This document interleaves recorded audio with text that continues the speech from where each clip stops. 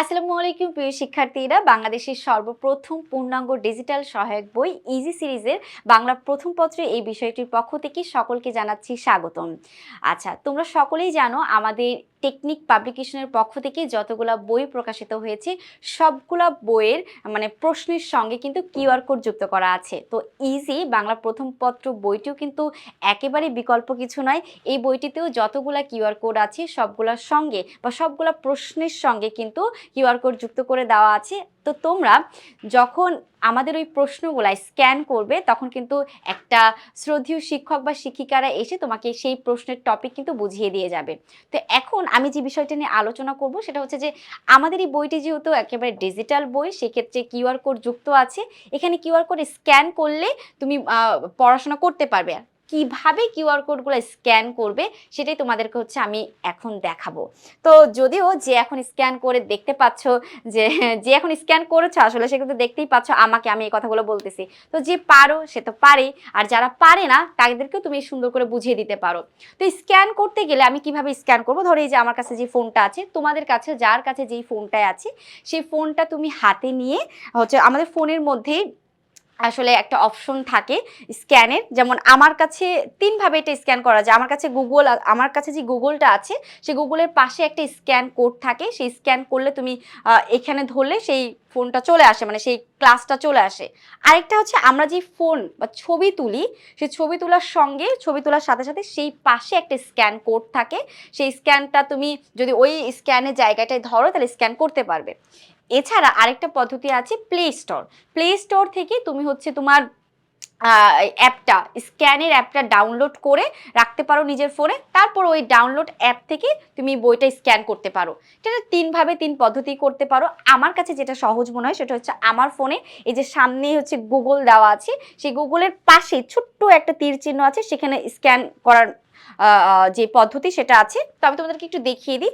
আমি সেখান থেকে অন করে এখন আমার একটা ক্লাস আমি তোমাদেরকে সঙ্গে আলোচনা করব। ধরো হচ্ছে এই ক্লাসটা, তো ওইটা স্ক্যান করার সঙ্গে সঙ্গে তুমি হচ্ছে, আমি একটু দূর থেকে নিয়ে যাই তাহলে ওটা সহজে আসবে। এই যে দেখো এখানে আমি ক্লাস নিয়েছি, যে শোনাই, আশা করছি তোমরা শুনতে পাচ্ছ। তো যাই হোক, আইনটা বন্ধ করে দিই, শোনা গেছে আই থিঙ্ক। তো এই হচ্ছে এইভাবে স্ক্যান করলে আমি এই যে আমার কাছে যে বইটা আছে, যে বাংলা প্রথম পত্র বইটি তোমাদের জন্য আমি বানিয়েছি, এখানে আমি হচ্ছে আমাটি ভেপু পড়াচ্ছিলাম। তো এইভাবে স্ক্যান করলে তোমরা সকল শিক্ষকের পড়াগুলা দেখে নিতে পারবে। তো যাই হোক, আশা করছি তোমরা সকলে বুঝতে পেরেছো। শুধু এটা বাংলা প্রথম পত্রের জন্য না, আমাদের যে ম্যাথ, ইংরেজি প্রথম, ইংরেজি দ্বিতীয় বা আরও যেগুলা বইগুলো আছে সবগুলাতে কিন্তু এইভাবে কিউআর কোড স্ক্যান করলে তুমি সহজেই দেখে নিতে পারবে।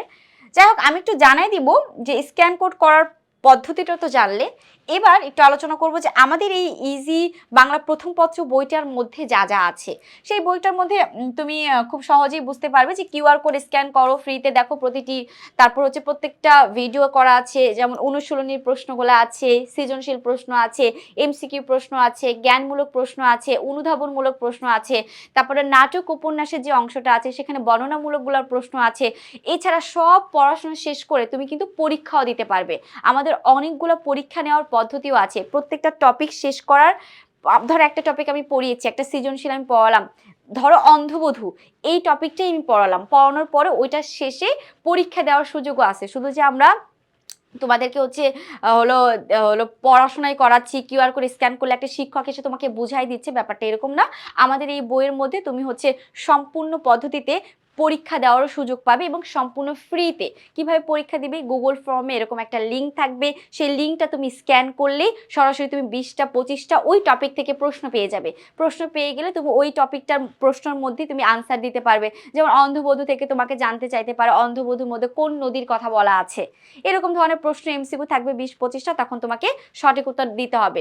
সঠিক উত্তর দিয়ে সবগুলা প্রশ্ন শেষ করার পর তুমি সাবমিট করলে তুমি নিজেই জানতে পারবে যে তোমার কয়টা প্রশ্নের উত্তর হয়েছে। তো এইভাবেই আমাদের যেহেতু আমাদের যুগ আধুনিক হচ্ছে, আমরা বড় হচ্ছি, ডিজিটাল উন্নতি দেশের সঙ্গে আমরা ধাবিত হচ্ছি, সেক্ষেত্রে আমাদের নিজেদেরকেও ওভাবে এগোতে হবে। তো যাই হোক, এইভাবে নিয়ে আলোচনা করলাম। গুরুত্বপূর্ণ জ্ঞান, অনুধাবনমূলক প্রশ্ন সবকিছু এখানে দেওয়া আছে। আশা করছি তোমরা সকলে বুঝতে পেরেছো। আল্লাহ হাফিজ, আসসালামু আলাইকুম।